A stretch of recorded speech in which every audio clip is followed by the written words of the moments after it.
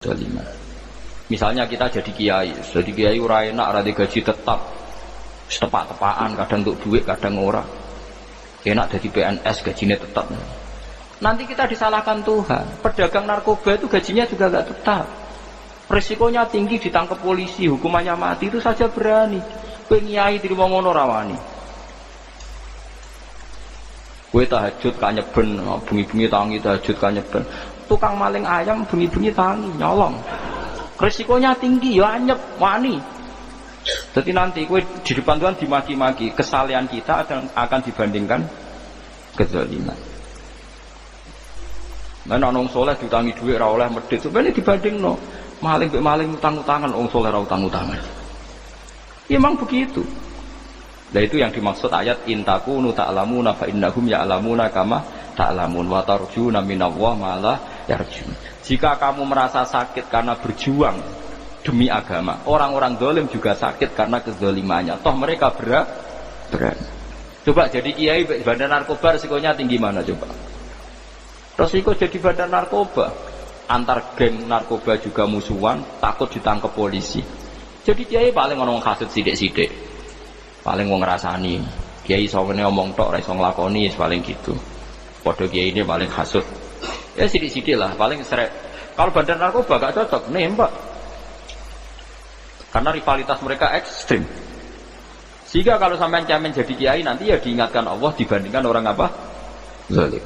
Jadi eling-eling ya. Terus semua kesalahan kita, loyalitas kita pada agama nanti dibandingkan orang zalim karena mereka loyal sama pekerjaannya, sama kezaliman. Yang musuh sekarang itu politik nopo identitas. Soalnya batik wong Yogyo itu, wah batik nasional berarti orang batik wong Indonesia, anak batik rawong Indonesia. Dari batik nopo pakaian nopo nasional. Ya boleh hadis nganti ngeluh kesunatan ibadah nggak klambi putih. Orang kesunatan ibadah nggak klambi nopo batik. Tapi nak kowe wong alim ben diarani klambi putih gak wajib, kudu kadang-kadang nganggo batik, nggo nunjukno nak nganggo putih iku. Saya tuh seingat saya belum pernah ngaji gak pakai baju putih. Karena pikiranku sudah sering ditanya, Gus kowe wong alim ora tau jubahan. Nah jubahan kaya wong Arab. Nak batik kesane kok ora sunah Rasul seneng putih, setengah-tengah nggo hem putih wis sunah Rasul tapi tetep Indonesia. Wis tak pikir lha rugen ra mikir nganggo batik. Tapi itu tadi saya masih husnudzon. Jika jadi tren nganggo klambi hem putih dianggap wajib, harus ada yang pakai batik untuk menunjukkan kalau ndak wajib. Lah mungkin dia termasuk begitu melok makome dekne iku wis nglurusno. Itu ndak tahu saya kalau itu berarti sudah tinggi, kelasnya sudah tinggi. Jadi menurut saya tengah-tengah ya pakai hem putih kalau sholat. Tengah-tengahnya ada anak jubah terlalu Arab. Nak batik be Nabi ngendikan kesunatane ibadah itu pakai putih. Nganggo mori kok orang mati ya sudah sudah tengah-tengah. Menurut saya, sama ndak harus ikut saya. Tapi jika itu dianggap wajib, kadang-kadang jangan pakai putih. Seperti Jabir bin Abdullah itu terang-terangan, sama tak ceritani. Dulu ketika Jabir bin Abdullah sahabat yang terkenal itu Jabir itu termasuk minas sabiqin al-awwalin itu. Jabir itu sholat di masjid itu bajunya dicopot. Terus sarungan itu dicancang di gulu. Kayak wong kuno-kuno. Sarungan sitok dicancang di gulu. Bawa baju diletakkan di sokor masjid. Setelah itu orang tabiin melihat dia secara sinis. Tabiin itu generasi setelah sahabat. Marah-marah ketika dimaki. Masa engkau sahabatnya Nabi sholat di saubin wahid, pakai baju satu dicancang di sana. Terus Jabir mulai cerita, kamu jangan bilang pakai serban itu sunat, kamu jangan bilang pakai jubah sunat. Bagaimanapun menjadi sunat karena kamu punya. Sehingga kamu bilang sunat karena kamu punya. Dulu kita zaman Rasulullah masih hidup, kita semua itu tidak punya baju, punyanya satu. Sehingga Nabi tidak berani mensunatkan pakai baju dua, kesunatan serban, karena kita hanya punya pakai baju satu. Kita harus mikir bagaimanapun diantara kesunatan itu karena kita mampu. Setelah tidak mampu tidak ada sunat. Terus Jabir mulai marah-marah, termasuk yang diceritakan. Kalau kamu bungkus orang mati gimana? Ya tak bungkus utuh sampai sikil beda sirah ketok. Ya kan ya, nah ini mau mati dibungkus sempurna tuh. Nanti kok pepes itu ya dibungkus, terus bariku lagi dibuka kainnya ya, ya mus. Sing mudin-mudin rai ya. Terus Jabir cerita, cara kowe wajib to ora dari Jabir? Nggih wajib. Ya wajib mergo iso. Terus dia cerita, dulu Sayyid Hamzah, dulu bapak saya Abdullah Jabir bin Abdullah. Itu saking enggak adanya baju.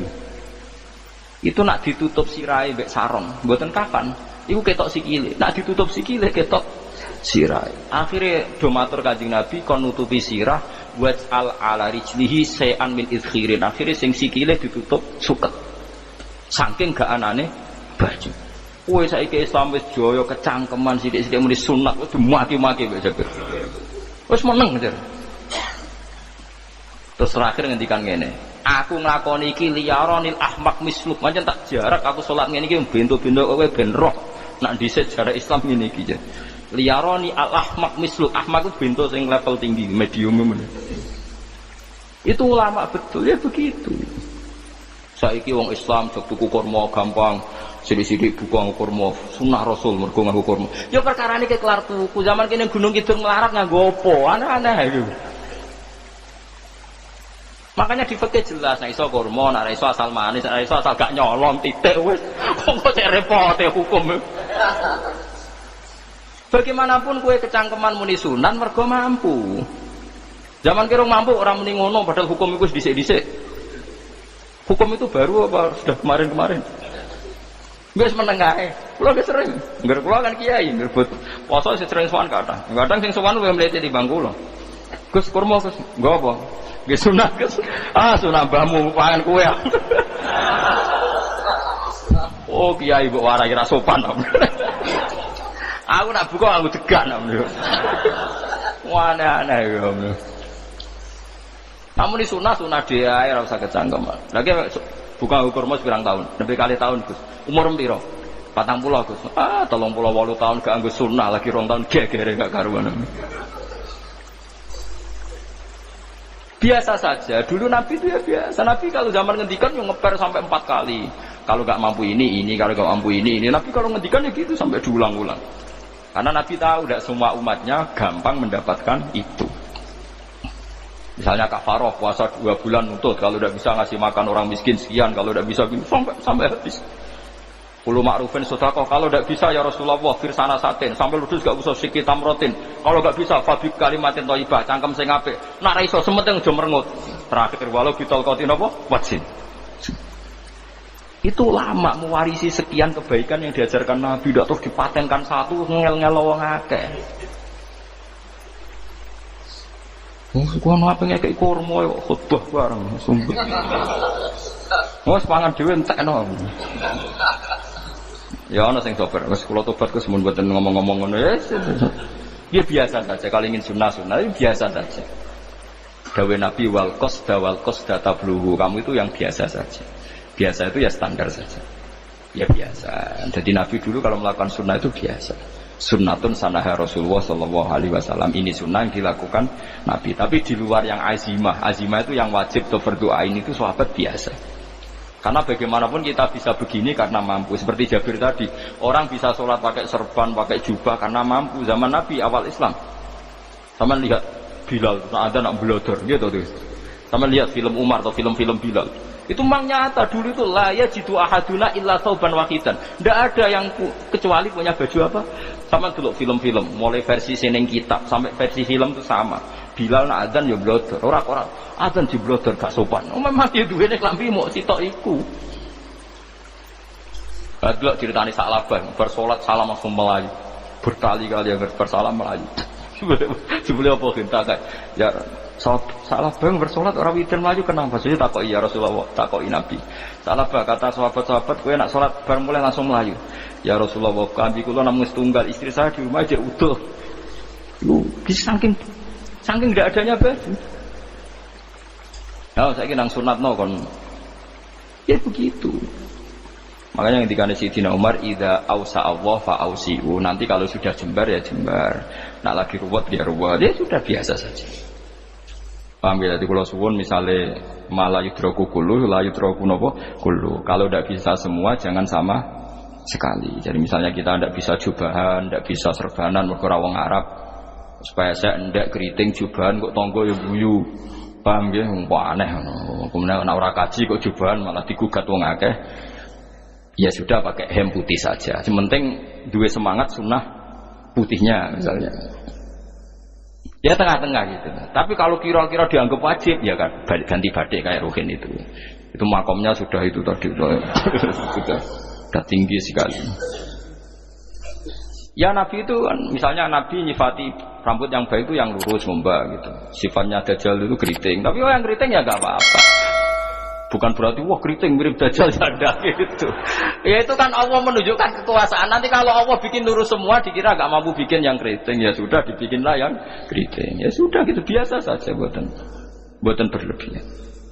Paham gitu. Jadi Nabi itu kalau ngendikan seingat saya ini hafal banyak hadis. Kalau ngendikan tuh sampai berkali-kali. Itu dimulai kalau sedekah pakai ini, kalau ndak mau sampai mulai firsana satin sambil wedhus ijek larang walau bisiki tamro separone kurma masih kadang ndak mampu fabi kalimatin thayyibah ndak mampu lagi ya soalnya tak sedekah walau bitol qoti wajin sedekahlah meskipun dengan ceria. Itu sirinya kenapa saya ngaji guyon karena paling ndak ceria itu happy. Coba kalau saya ngaji merengut menang terus ketok nyesal. Terus sing ngaji kan mikir, Gus bak kurang apa? Kita ngaji ku ana sing kurang. Oh, terus sing kedunya nafsir wah paling kurang sangune. Wah jadi repot. Mulane kula ngeten wis tak pikir, rumah sampun tak pikir. Guyon kula mek sampean nangis mbon ndi ganjaran akeh ndi. Mergo guyon kula bi ilmen nangis sampean mikir utang. Jadi terakhir sedekah talqati wajah yang ceria, yang happy. Kowe iki happy kan yo seneng, paling gak mikir nasibe kan. Kiai iku happy sebenes. Jajal misale kiai kok rogan sumpek. Maca kukar-kukur, bariku angop. Bariku kukur-kukur meneh. Kan wong mikir. Wayahe tanggale bayar apa piye kredite.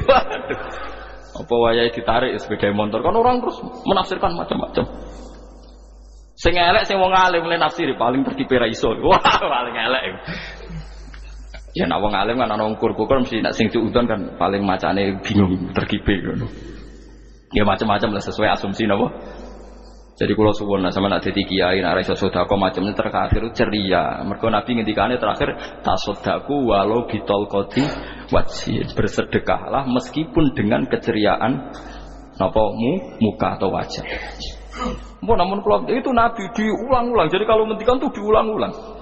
Sekarang tuh orang mau mendorong sunnah Rasul itu satu. Ya berat bagi yang nggak bisa melakukan itu apa? Yang nggak bisa melakukan itu apa? Berat. Jadi dibacalah hadis itu dibaca utuh. Ya bukan kita apa ya mau sepuluhan kepingine kabeh umat Nabi itu happy. Mergo selama itu tidak maksiat berarti anut ajaran Kanjeng Nabi Muhammad sallallahu alaihi wasallam. Ma khuyira Rasulullah baina amrayni illah aisarohuma malam yakun isman. Rasulullah itu tidak pernah disuruh milih dua hal yang berbeda kecuali milih yang paling gampang. Asal itu tidak barang dosa. Itu hadis muttafaq alaih. Ma khuyira Rasulullah baina amrayni illah napa aisarohuma malam yakun napa isman. Jadi Nabi itu tidak disuruh milih dua hal, mesti milih yang paling gampang asal tidak nopo dosa. Makanya Nabi kalau ditanya ya Rasulullah sampai nanti tawaf pakai unta apa enggak? Kesel ndi? Nggak kesel melaku, ya naik unta saja. Makanya Nabi kalau tawaf dulu pakai apa? Unta. Saya ingin mulai Arab Saudi PG MRT berkoordinasi Nabi unta atau saya ingin nganggo apa? Kereta lingkar. Sekarang baru diperdebatkan. Cek kurang ajar itu sebenarnya tamu spesial, misalnya pejabat negara, sebenarnya tawaf numpak kereta muter. Diarani rasa dhisik Nabi numpak unta, diarani sah sik kurang ajar ning dhuwur. Terus sampai angop-angop terus tawaf. Sampeyan muni sah ta ora ya, Jujur? Muni rasa Nabi dhisik tawaf. Ngagem unta muni sah kok kurang ajar. Wah, misalnya numpak kereta asenan mbok angop sithik-sithik sebeng 7. Kurang ajar juga. Saat ini lebih diperdebatkan, tapi ya mbak, saya bakas ngono ben ngerti hukum sampean, ben ro anak kiai iku bingung, ulama yo mikir hukum. Iku ketok ceria kula, sampean ora bingung ora ceria. Fa aba mongko sapa aksarun nasi sapa akeh manusa Mo ila kufuron kecuali ngafirin nikmate Allah juhudun tegese ingkar li nikmati maring nikmat haitsu qalu sekirane ngucap sapa kufar mutir nabi nawi kada mutirna den kairingi udan kita binawi kada sebab posisi bintang sing ngene iki walau syi'na la ba'atna fi kulli qaryatin nadhir walau syi'na umpama ngersakno ingsun Allah la ba'atna iktine nugasno ingsun utawa ngutus ingsun fi kulli qaryatin ing dalam saben-saben daerah desa nadhiron ing wong sing ngelingno umpama Allah ngersakno kabeh desa ya nabi, tapi kok kakean nabi malah repot kan. Yukhawifu kang ngekeki peringatan sapa nabi ahlah ing penduduk Qaryah. Walakin ba'asnaka tetapi ning ngutus ingsun ka ing sira Muhammad ila ahli qura maring kabeh penduduk kuliah sekobane ahli qura nadhiron khalidati nadhir khalidati nabi liya'zuma supaya gedhe apa juga ganjaran sira. Tapi kabeh nabi niku wae Allah mampu mawon tiap desa dikai nabi, tapi Allah ndak melakukan itu, cukup nabi sitok. Terus kabeh iku nanut Nabi Muhammad sallallahu alaihi wasallam. Mulane ana guyonan wong Arab mek wong Jawa apik ndi? Apik wong Jawa iki. Ke wong Arab iku cara obat iku dosis tinggi, mulane dikirimi Nabi. Wong Jawa cukup mudin, cukup kiai wis Islam. Jadi rapati salah lah. Penyakit ringan jadi diobati kiai wis dadi iman. Nah wong Arab kudu napa? Nabi. Berarti penyakit berat mek ringan apik endi? Apik ringan, mulane jare kiai Jawa kita apik wong Jawa kus wong Arab. Mergo ora butuh napa? Nabi. Berarti dosisnya kan kecil ya, rendah. Sauni-unimu. Wong bingung, ngono kok omongane wong napa? Bingung. Lha opo nganalisis ngono barang. Ya wong nganggur iku repot wis. Fala tuti mongko aja nurut sira al kafirina ing pira-pira wong kafir fi hawahum ing dalam hawa nafsune kafirin. Jadi kalau jangan wong kafir yang menyangkut hawa nafsu, tapi nak menyangkut kebaikan wong kafir, sing kita kadang kalah baik dalam hal sosial, ya malah Allah kadang melehno kita, mereka kok kalah mbek wong kafir. Jadi misalnya ngeten ini, makanya Imam Suyuti nafsiri fala tutil kafirin ay fi hawahum, dalam hal yang bersifat hawa napa nafsu. Misalnya begini, saya contohkan, Allah melehno wong mukmin. Ada sahabat ketika perang itu tangannya terputus, kakinya juga terputus. Terus matur Rasulullah, ya Rasulullah gara-gara perang derekno engkau, saya tangannya putus, kaki saya putus. Ternyata tidak diapresiasi sama Allah, malah disalahkan. Gini kok Allah terus nurono ayat iyam saskum korhun faqad masal qoma korhum misluh. Jika Anda luka karena perang, orang kafir pun luka. Wong kafir wong gento wae wani luka demi kekafiran, kok kuwe wong Islam jare demi Allah ora wani luka. Jika masyhur di kalangan para ulama, nanti setiap kebaikan itu dibandingkan kezaliman. Ya saya ulang lagi, nanti setiap kebaikan itu dibandingkan kezaliman. Misalnya kita jadi kiai ora enak, ora gaji tetap, tepak-tepakan, kadang untuk duit, kadang ora. Enak jadi PNS gajinya tetap. Nanti kita disalahkan Tuhan. Pedagang narkoba itu gajinya juga enggak tetap. Resikonya tinggi, ditangkap polisi, hukumannya mati, itu saja berani. Kowe nyai dirimo ngono rawani. Kowe tahajud kanyeben, bengi-bengi tangi tahajud kanyeben. Tukang maling ayam bengi-bengi tangi nyolong. Resikonya tinggi ya anyep wani. Jadi nanti kowe di depan Tuhan dimaki-maki, kesalehan kita akan dibandingkan kezaliman. Lan ana wong saleh diutangi dhuwit ora oleh medhit, sebenarnya dibandingno. Maling mbek maling utang-utangan, wong saleh ora utang-utangan. Ya memang begitu. Nah itu yang dimaksud ayat intakunu ta'lamuna fa innahum ya'lamuna kama ta'lamun wa tarjuna minallah ma la yarjun. Jika kamu merasa sakit karena berjuang demi agama, orang-orang zalim juga sakit karena kezalimannya. Toh mereka berani. Coba jadi kiai bandar narkoba resikonya tinggi mana coba? Resiko jadi badan narkoba, antar geng narkoba juga musuhan, takut ditangkap polisi. Jadi kiai paling ngomong kasut sidik-sidik, paling wong ngrasani. Kiai sawene ngomong tok, ora iso nglakoni, paling gitu. Padha kiai ini paling kasut. Ya sidik-sidik lah, paling srek. Kalau badan narkoba gak cocok, nembak. Karena rivalitas mereka ekstrim. Sehingga kalau sampean cemen jadi kiai nanti ya diingatkan Allah dibandingkan orang apa? Zalim. Jadi eling-eling ya. Terus semua kesalahan kita, loyalitas kita pada agama nanti dibandingkan orang zalim karena mereka loyal sama pekerjaannya, sama kezalimannya. Enggak terus preman-preman nak belani kanca wani mati. Kadang kiai santri belani kiai ini rapati wani mati. Repot preman-preman nak tobat repot. Kulo nu rada nyesal mek tobate preman. Nak ana preman teng perapatan tobat. Niku terus ning masjid men itikaf terus mbek wong sopan. Niku ora pas sajane. Nak tobat itu tetep ning perapatan. Sing dhisik ganggu wong disingkirno. Jadi ku tobat tenan sehingga dhisik perapatan sing gawat dadi gak gawat. Mergo sing preman gawat diganti preman sing lunah. Ora terus ning masjid ya sing iki tetep diganti generasine ora. Mestine maksudnya mestine ora kok terus elek mboten mestine tobaté ngoten niku. Sayyidina Umar itu dulu itu menakut-nakuti orang Islam. Angger ana ndekne wong Islam wedi kabeh. Terus Abu Bakar ya wedi kabeh wedi. Suatu saat Rasulullah mlaku-mlaku ngerti Umar gulut ning ukat, menangan. Kata Rasulullah andikan yang Islam itu hebat Islam. Hanya Rasulullah berdoa wa ma'izal Islam fi Umar. Akhirnya Umar masuk Islam. Hari Kamis masuk Islamnya. Wis kira tau mikir to sak dinane kula roh sak dinane dungane Kamis masuk Islam Jumat. Ning omahe adike ning gone IP-ne. Mergo diwacana Quran surat Toha.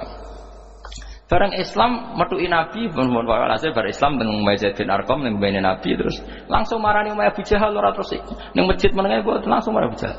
Angger keganggu Nabi tak pateni. Bariku marani Abu Jahal. Aku saiki wis Islam iki ganggu Nabi tak pateni. Gentenan wong kafir sing delik.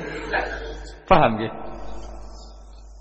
Jadi enak lho maksudnya. Lah misalnya terus Umar jadi sopan santun terus ketemu wong dilo, ketemu Abu Lahab monggo dari akhir. Wah. Artinya enggak ada perubahan kan. Wah, lu ini mantan preman mboten kok tobaté ning kene ora roh. Mboten dong harus kiai ini. Mesti ini ngoten. Makanya Wahsy itu yang bunuh Sayyid siapa? Hamzah. Karena dia disuruh Hindun itu istrinya Abi Sufyan itu. Itu setelah membunuh Sayyid Hamzah dan dia Islam. Dan Nabi tidak siap melihat wajah Wahsy. Sumpahnya Wahsy apa? Saya bersumpah akan membunuh orang paling dibenci Rasulullah. Sebagaimana saya pernah membunuh orang paling dicintai Rasulullah. Terus tobatnya dia mata ini Musailamah al-Kadzdzab. Wong sing ngaku Nabi ngarang Quran. Itu tuh sing mata ini sinten? Wahsy. Jadi Wahsy sebagaimana aku pernah membunuh orang paling dicintai Rasulullah, tobat saya membunuh orang paling dibenci Rasulullah. Ya misalnya terus Wahsy tobat, sampean nyapu masjid, terus gak duwe selera tarung, zaman kafir tarungnya tenanan, bareng Islam menyapu masjid, bariku ngiseni jedinge, terus bareng jak perang wedi wae repot. Ya niku ide kula tapi ora bisa nglakoni. Mau cerita ilmu, sampeyan ora kudu nglakoni. Itu gale wong preman brak-brak. Blojo narkoba entek akeh dilakoni, nggo judi diakoni. Sewengi orang preman itu kalau judi 2 juta 3 juta.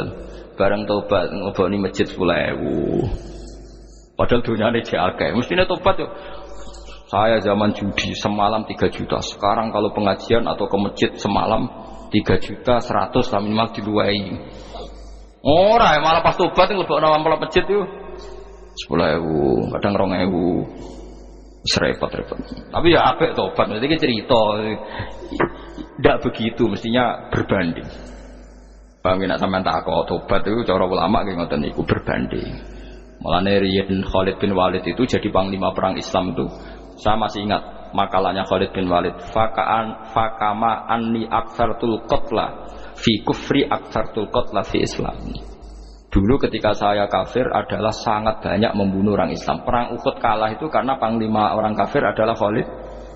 Dia cakap sekali dalam ngatur strategi perang. So Khalid itu utek elek kan. Pikirannya ala sahabat yang menuso ruhin es kayak wong wedok ambek apa jenenge ghanimah mesti medun. Nah, sahabat ora kabeh kaya aku kan ana kok kue barang macam-macam. Gunung Uhud itu dhuwure mok sak musolane iki jamira Gunung Uhud kaya Merapi niku mboten. Nah kaya Merapi amanah ning dhuwur tetep ra kenek, meleyang to. Dadi Gunung Uhud itu dhuwure mok sak musolane mbok dhuwur pundi. Wong kula nate mriko bolak-balik kan nggih bisa urung tahu. Kula kaya wong India dadi melok itikaf teng Gunung napa? Uhud. Mbok piye dalile bapak ya ora roh. Lah itu Khalid bin Walid pinter, dia ketika kalah itu muter ke belakang terus ghanimah itu dilepas. Ya dulu itu dalam perang dulu tuh ghanimah itu kan perempuan sama apa? Ya sama barang-barang itu. Ketika dilepas itu dianggap sudah mengaku kalah. Ada sahabat yang nggak ruhin itu udah akabir sahabat, ada sahabat papan atas, sahabat yang seperti itulah. Sahabat kebanyakan turun ternyata Khalid itu muter terus naik dari belakang. Pas sahabat turun, dia naik dari apa? Yo penak karek mana iko dhuwur, itu akhirnya kalah. Itu ya gara-gara strategi ini Khalid bin Walid. Nah terus dia bersumpah, saya bersumpah semua kecerdasan saya, semua kecanggihan saya akan saya gunakan untuk membela Islam. Ini kelimake itu di perang Tabuk, di perang Yarmuk, di perang Tabuk.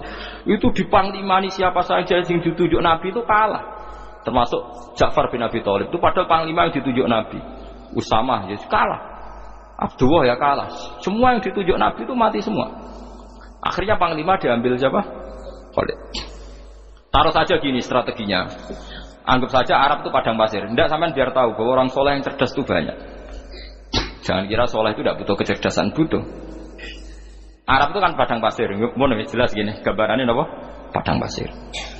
Itu kalau perang itu kan taruh saja orang Islam itu 3.000 musuhnya 10.000. Memang kejadiannya gitu, 3.000 musuh 10.000. Itu kan berbanding berapa itu? 30 ya? 1 banding 3 ya? Nah itu dulu pasukan-pasukan Islam dulu itu sama-sama seperti soft sholat, jadi memanjang. Ya akhirnya perang itu kelihatan sekali mana yang sedikit, mana yang banyak. Habis Khalid strateginya dirubah. 100 orang di depan, anggap saja gitu. Pokoknya tak kayak gambaran coro Jawa paling gampang. Nah, mau cek kitabnya malah bingung loh.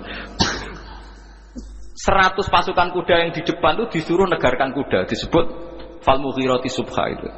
Yang itu wal adiyati napa? Dobha fal mughirati subha itu. Ini pokoknya anggap seperti itu. Fal muriyati apa? Qadha itu. Kuda yang 100 di depan disuruh menegarkan. Pokoknya kon gerak sehingga debu itu banyak bertebangan. Terus pasukan yang 3.000 itu disuruh memanjang sepanjang-panjangnya. Karena di depan ini ada tegaran kuda tadi, orang kafir yang di sana itu melihatnya ada bantuan datang baru. Pasukan Islam toko wakil, panjang lagi. Dikira jumlahnya itu sampai 50.000 lebih. Paham itu maksudnya? Jika wong kafir melaju perkara ini tidak mungkin kita tandingi. Orang Islam dapat bantuan baru, padahal ya wongnya podo. Mau baris setok dirubah. Nah misalnya si mimpin Mustafa sebuah jari mati ya sahid, mati kabeh wong Islam. Nah itu artinya dia masih ingat betul, saya dulu pernah menggunakan kecerdasan yang sama untuk mengalahkan umat Islam. Saya bersumpah kecerdasan yang sama akan saya gunakan untuk memenangkan Islam. Coba bayangkan nonton ane padang pasir 3.000 orang, yang 100 di depan negarno kuda supaya pandangan tidak begitu jelas. Terus yang belakangnya memanjang dari jauh kan kelihatan pasukan dapat bantuan baru. Padahal ya orangnya sama. Akhirnya orang kafir merasa wah nggak imbang. Kita ada imbang karena orang Islam dapat bantuan. Terus menang perang itu. Lah itu tobat bener gitu loh. Orang kok pas kafir cerdas, buareng Islam tobat nyapu masjid. Sebarigus ngaji ngantuk. Padahal zaman kafir cerdas, memperdayakan ekonomi nganti sugih bergeder. Bareng Islam terus dunia nintek melarat, terus nyapu masjid, sebariku sholat qobliyah ba'diyah mulai, mau poso sunat, ya tidak apa-apa itu, tapi sugih tetap. Kok zaman kafir sugih, zaman Islam kere, mestinya zaman Islam ya sugih, terus kecerdasan dan hartanya untuk liizatil Islam wal muslimin, mestinya. Tapi ya nggak apa-apa kalau ada tobat model gitu ya nggak apa-apa. Ojo terus dari Gus Pak ngene kok elek ya ora, nek jenenge tobat mesti apik, tapi nggak fair gitu loh. Maksud zaman nakal serius, zaman tobat sekenanya itu kan fala tuti mongko joto atsira al kafirin ing pira-pira kafir fi hawahum ing dalem selera hawa nafsune wong kafir. Wajahidhum lan merangi sirahum ing kufar. Merangi maksudnya berjuang bihi kelawan Quran. Maksudnya hujjah. Uang itu nak merangi wong kafir nganggo Quran, ndak mesti perang itu nganggo pedang. Niki jelas kita bire wajah itu bihi ebil Quran. Maksudnya perang nganggo Quran itu kita melatih argumentasi atau hujjah yang dengan hujjah itu jelas-jelas ketok bener agama napa Islam. Wajah lan merangi sira hum ing kufar bi iklan Quran ayat Quran itu Quran jihad dan kelawan perang atau kelawan jihad kelawan berjuang kabiran kang gede. Wa wa ta'ala wa alladzi zat maroja ingkang lepas sapa Allah al-bahraini ing dua laut. Arsalat sing lepas sapa taala huma ing al-bahraini mutajawiraini hale berdampingan. Hadza utawi iki ku adbun iku banyu sing banget segere banget manise banget segere. Furatun tur enak diombe sadidul udzubati tekse banget manise. Iki kono nak manane mudah diminum. Wa hadza utawi iki ku milkhun niku banyu asin ujajun tur banget paite. Sadidul muluhah tegese banget paite. Tapi wasemono sungai sing gampang diminum. Misalnya sungai Merapi sing napa gampang diminum maksudnya mboten pahit. Ketemu laut sing banget paite meskipun banget asine. Apa hakikate gawe wajah alalan gawe sapa Allah taala bainahuma antarane banyu sing napa tawar lan banyu sing asin. Allah gawe barzakhon ing pemisah hajizan tekse pemisah. Kita ndak tahu pemisahnya piye pokoke akeh sing cerita banyak di tengah laut itu air napa tawar. Layak tadi itu ora campur apa ahadu masalah sijine banyu asin dan banyu tawar bil akhir iklan sing liya mergo wonten apa hajiz wonten apa hajiz ana pembatas. Wa hijron lan tegese pembatas mahjuron kang iso nglindungi. Sitron tegese tutup. Mamnu'an kang iso den cegah bi sebab anane sitru. Sebab anane pembatas